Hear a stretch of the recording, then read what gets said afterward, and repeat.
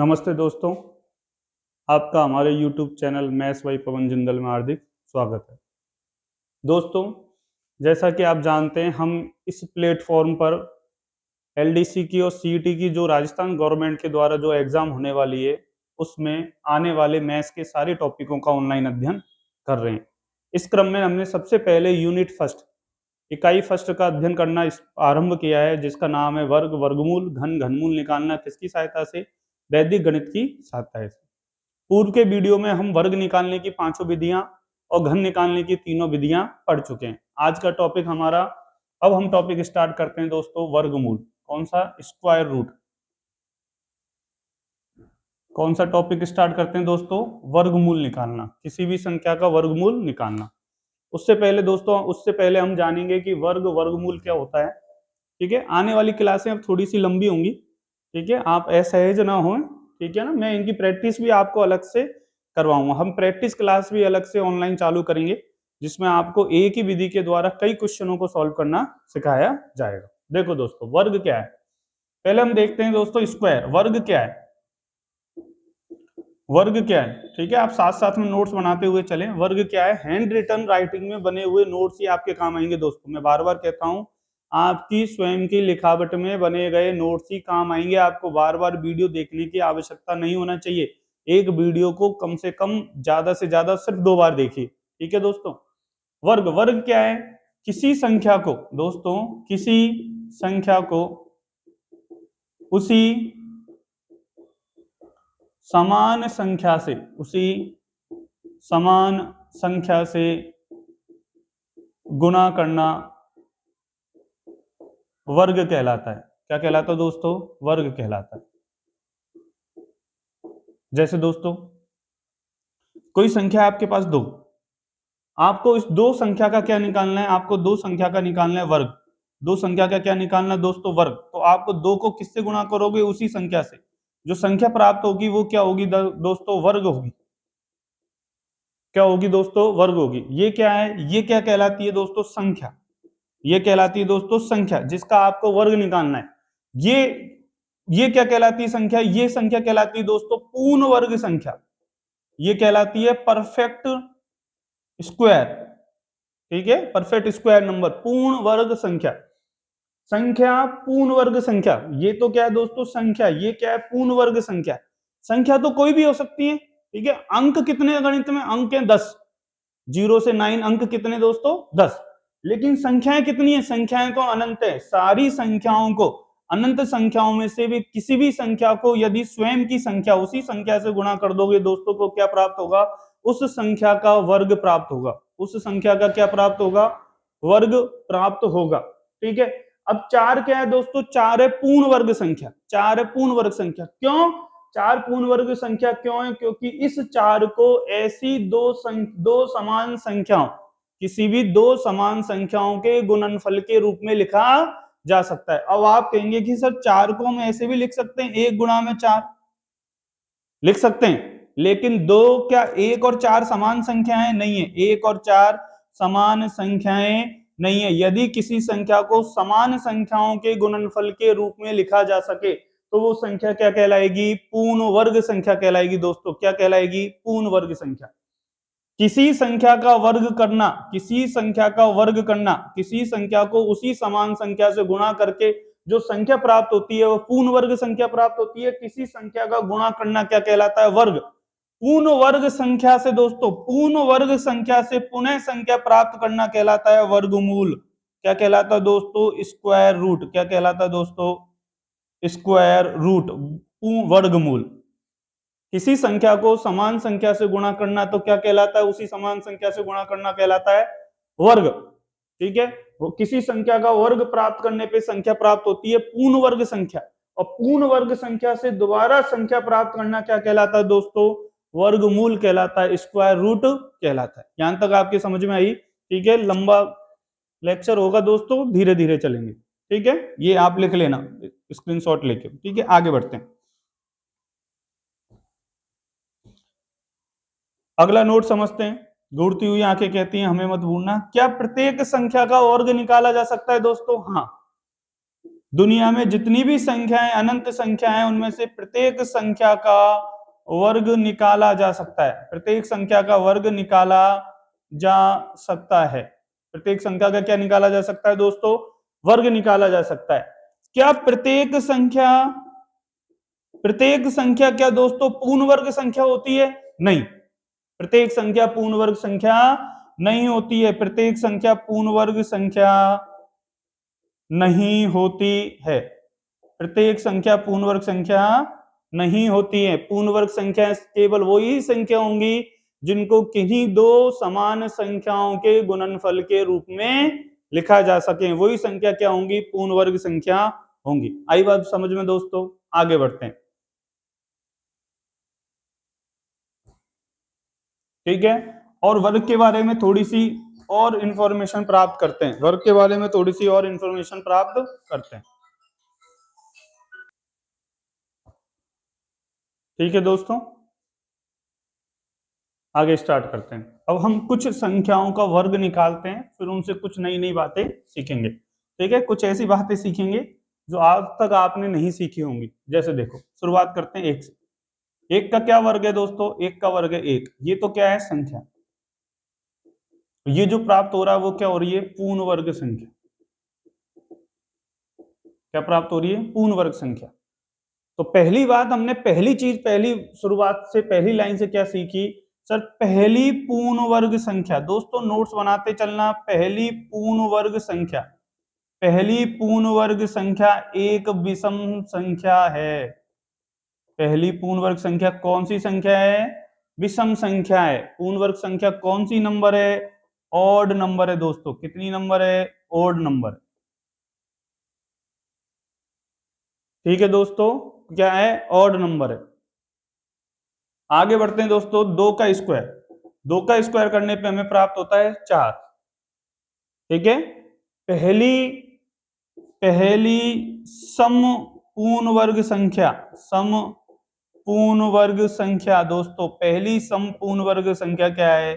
4। पहली सम पूर्ण वर्ग संख्या क्या है? 4। ठीक है दोस्तों, सर पहली पूर्ण वर्ग संख्या और विषम संख्या है वो क्या है? 1। पहली समपूर्ण वर्ग संख्या है 4। तो 2 और 3 क्या है सर? 2 और 3 सिर्फ संख्याएं हैं, इनका पूर्ण वर्ग नहीं है। ये पूर्ण वर्ग संख्याएं नहीं है। 2 और 3 पूर्ण वर्ग संख्याएं नहीं है। तो यदि सर रूट में 2 होगा, रूट में 3 होगा, रूट में 2 होगा, रूट में 3 होगा, तो ये संख्याएं कौन सी संख्याएं कहलाएंगी? अपरिमेय संख्याएं कहलाएंगी। क्या कहलाएंगी दोस्तों? अपरिमेय संख्या। वर्गमूल के अंदर यदि कोई पूर्ण वर्ग संख्या नहीं है तो वो संख्या कहलाएंगी दोस्तों अपरिमेय संख्याएं। आगे बढ़ो दोस्तों। 3 का वर्ग करने पे क्या प्राप्त हुआ? 9। 3 का वर्ग करने पे क्या प्राप्त हुआ दोस्तों? 9। 4 का वर्ग करने पे प्राप्त हुआ दोस्तों 16। 5 का वर्ग करने पे क्या प्राप्त हुआ दोस्तों? 25। याद रखना दोस्तों, यदि किसी संख्या के अंत में, यदि किसी संख्या के अंत में 5 है, यदि किसी संख्या के अंत में 5 है तो उसके इकाई और दहाई के अंक हमेशा 25 होंगे। कितनी बड़ी से बड़ी संख्या हो, कोई भी बड़ी से बड़ी संख्या हो। जैसे देखो दोस्तों, एग्जाम्पल के तौर पर, एग्जाम्पल के तौर पर देखो दोस्तों, 103.0205 इस संख्या का आपसे वर्ग पूछा जा रहा है। क्या पूछा जा रहा है? वर्ग। हमारे क्वेश्चन कैसे आते हैं? एलडीसी में हमसे पूछा जाता है निम्न में से कौन सी संख्या पूर्ण वर्ग संख्या नहीं है। तो हमें पूर्ण वर्ग संख्याओं की कुछ प्रॉपर्टी, कुछ गुणधर्म याद होने चाहिए। तो याद रखना 1030205, 1030205 के अंतिम 2 अंक क्या होंगे? 25 होंगे, क्योंकि इस संख्या का इकाई अंक, इस संख्या का इकाई अंक को वैदिक गणित में कहते हैं चरम अंक। क्या है दोस्तों? 5 है। कितना है दोस्तों? 5। आई बात समझ में दोस्तों? आगे बढ़े। 6 का वर्ग करने पे प्राप्त होगा दोस्तों 36, 36। 6 का वर्ग पढ़ने पे क्या प्राप्त होगा? 36। अब देखो दोस्तों, क्या एक के बाद 4 आया नहीं, एक के बाद आता है सर 2 और 3, तो लगातार संख्याएं दोस्तों, लगातार क्रमागत संख्याएं, लगातार मतलब दोस्तों क्रमागत संख्याओं का वर्ग तो निकाला जा सकता है, वर्ग निकाला जा सकता है, लेकिन सभी क्रमागत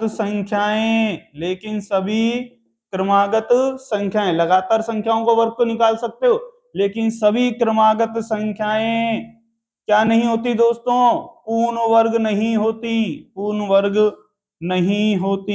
वर्ग तो वो ही संख्याएं होंगी जिनको दो समान संख्याओं के गुणनफल के रूप में लिखा जा सके। जैसे देखो दोस्तों 2 और 3 पूर्ण वर्ग नहीं है, 5 6 7 8 पूर्ण वर्ग नहीं है, 9 10 11 12 13 14 पूर्ण वर्ग नहीं है, ठीक है। इसको दूसरे शब्दों में भी कह सकते हैं दोस्तों, आप स्क्रीनशॉट लेते हुए चलना, नोट्स बनाते हुए चलना। दूसरे शब्दों में भी क्या कह सकते हैं, दो लगातार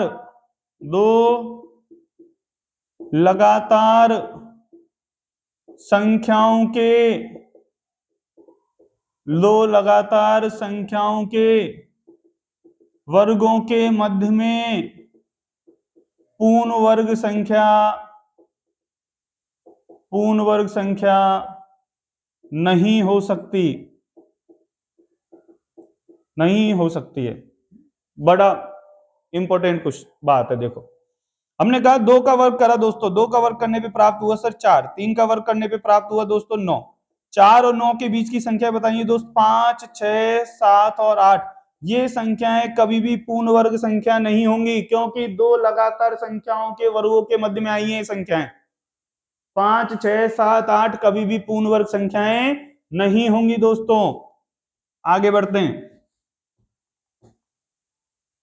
7 का वर्ग देखिए दोस्तों, 7 का वर्ग 49, 8 का वर्ग देखिए दोस्तों, 8 का वर्ग आया 64, 9 का वर्ग देखिए दोस्तों, 9 का वर्ग आया 81, 10 का वर्ग देखिए दोस्तों कितना आया 100, 11 का वर्ग देखिए दोस्तों 121, 12 का वर्ग देखिए दोस्तों 144,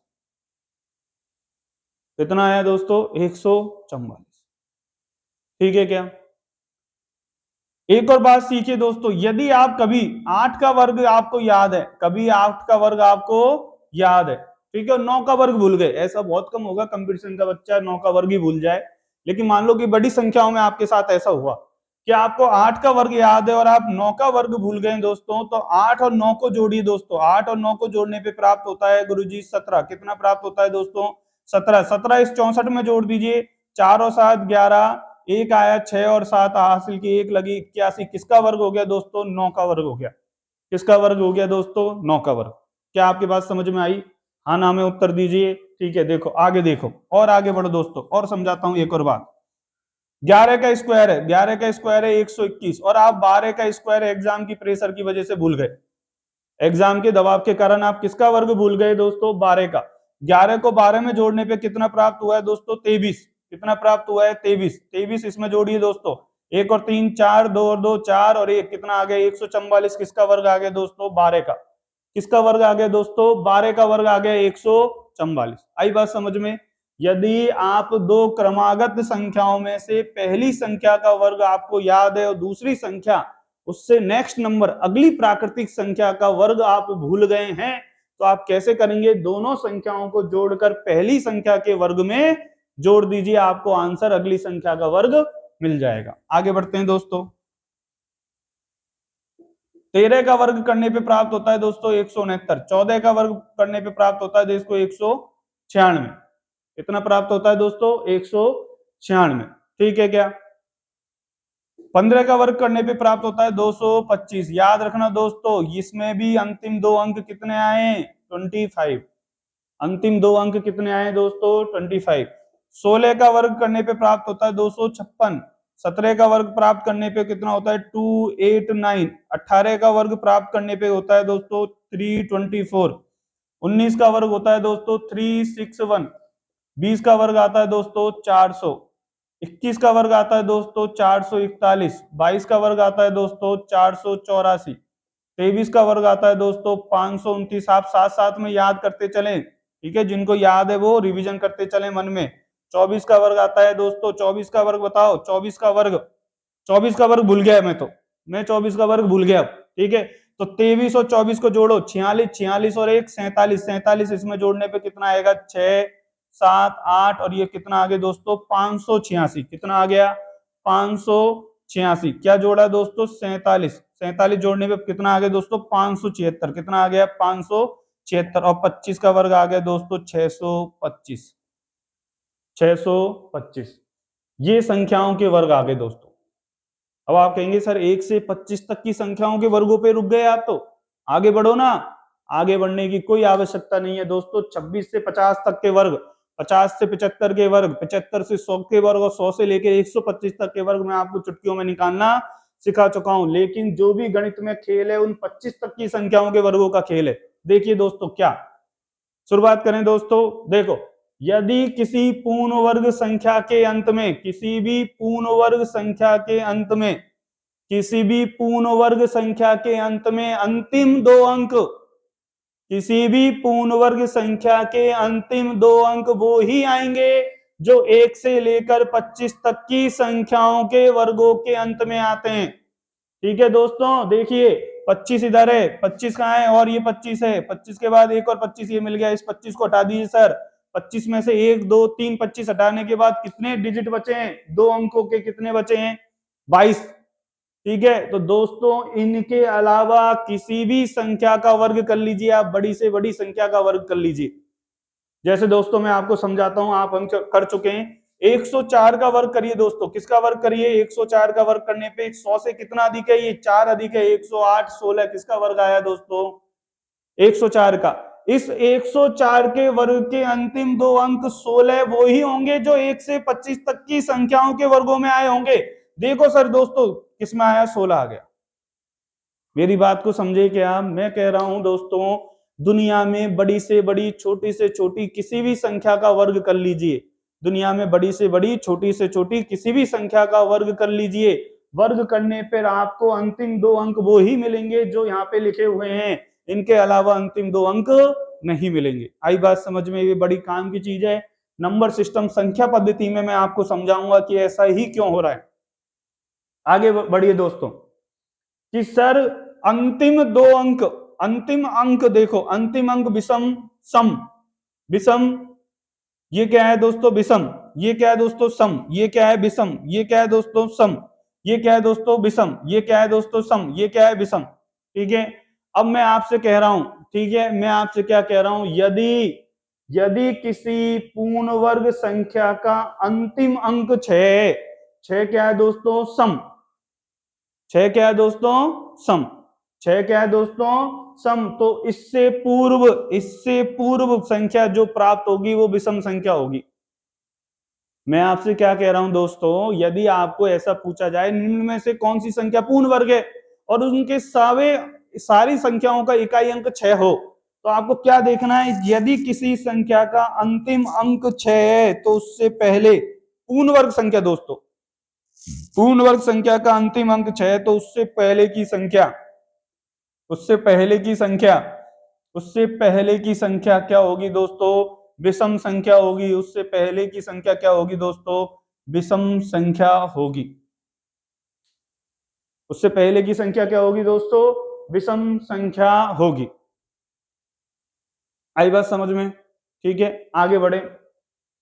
आगे बढ़ने पे देखो दोस्तों हमने क्या देखा कि सर किसी भी संख्या का वर्ग कर लो, किसी भी संख्या का वर्ग कर लो, वर्ग करने पे पूर्ण वर्ग संख्या का इकाई अंक, पूर्ण वर्ग संख्या का इकाई अंक 1 4 9 6 5 और 0 ये ही मिलेगा दोस्तों। क्या क्या मिलेगा, किसी भी पूर्ण वर्ग संख्या, किसी भी पूर्ण वर्ग संख्या का इकाई अंक, किसी भी पूर्ण वर्ग संख्या का इकाई अंक, इकाई अंक को कहते हैं दोस्तों चरम अंक। कितना कहते हैं चरम अंक, क्या होगा 1 होगा 4 होगा 9 होगा 6 होगा और 5 होगा और क्या होगा 0 होगा। 149 560 क्या होगा 1 होगा 4 होगा 9 होगा 6 होगा 5 होगा और 0 होगा।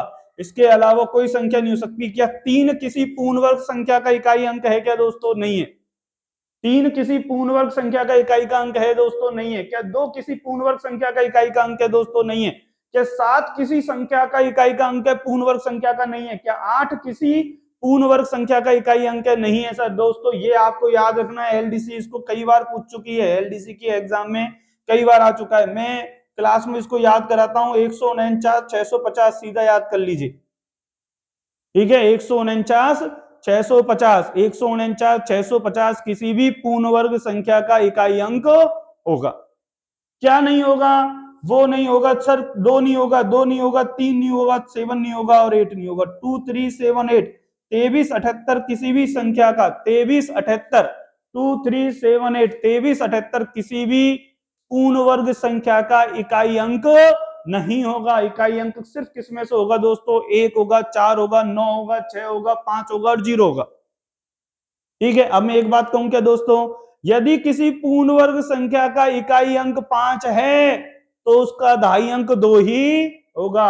यदि किसी पूर्ण वर्ग संख्या का इकाई अंक 5 है तो उसका दाई अंक कितना होगा दोस्तों? 2 ही होगा, क्योंकि अंतिम 2 अंक 5 के कौन से होते हैं दोस्तों? 25। आई बात समझ में? ठीक है। वीडियो को ज्यादा बड़ा नहीं करेंगे। एक लास्ट बात और मैं आपको समझा देता हूं कि आपने देखा, यदि किसी पूर्ण वर्ग संख्या में 0 है, यदि किसी इस पूर्ण वर्ग संख्या में 0 है तो 0 हमेशा कितने में होंगे? सम होंगे। कितने होंगे दोस्तों? सम। सम अंकों में होंगे। कितने? 2। यहाँ पे कितने? 2 3 4 5 3 5 7 9 विषम अंकों में किसी भी पूर्ण वर्ग संख्या में 0 नहीं होंगे, ठीक है दोस्तों। इसको वीडियो को ज्यादा बड़ा ना करते हुए आने वाली क्लासों में इसके बारे में और आगे बढ़ेंगे, ठीक है। जय हिंद दोस्तों। क्लास को यहीं खत्म करते हैं।